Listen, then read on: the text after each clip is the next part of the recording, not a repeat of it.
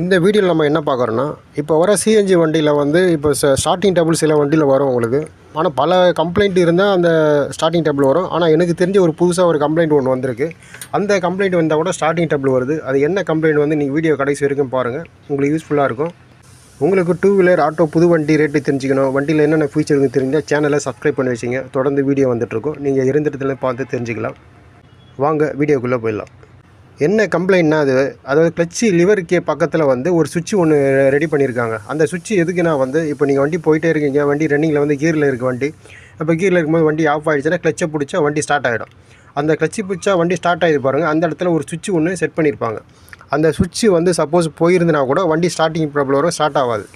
அந்த சுவிட்ச் வந்து அந்த ஜங்ஷன் மாதிரி இருக்குது பாருங்கள், ஜாயிண்ட் இருக்குது பாருங்கள், அந்த சுவிட்ச் அந்த இது மட்டும் கைட்டு விட்டுட்டு அதை நீங்கள் வந்து திருப்பி ஸ்டார்ட் பண்ணி பார்த்தீங்கன்னா வண்டி ஸ்டார்ட் ஆகிடும். ஸ்டார்டிங் ப்ராப்ளத்துக்கு எவ்வளோ கம்ப்ளைண்ட் இருக்குது, இந்த கம்ப்ளைண்ட் வந்தாலும் உங்களுக்கு வந்து ஸ்டார்டிங் டேபிள் வரத்துக்கு வாய்ப்பு உண்டுங்க. ஏன்னா ஒரு வண்டியில் வந்திருக்கு இந்த கம்ப்ளைண்ட்டு, அதனால தான் சரி உங்களுக்கு சொன்னால் யூஸ்ஃபுல்லாக இருக்குமே சொல்லிட்டு தான் இந்த வீடியோ. இந்த வீடியோ உங்களுக்கு பிடிச்சிருந்தால் லைக் பண்ணுங்கள், ஷேர் பண்ணுங்கள், சப்ஸ்கிரைப் பண்ணுங்கள், கண்டிப்பாக ஃபாலோ பண்ணுங்கள்.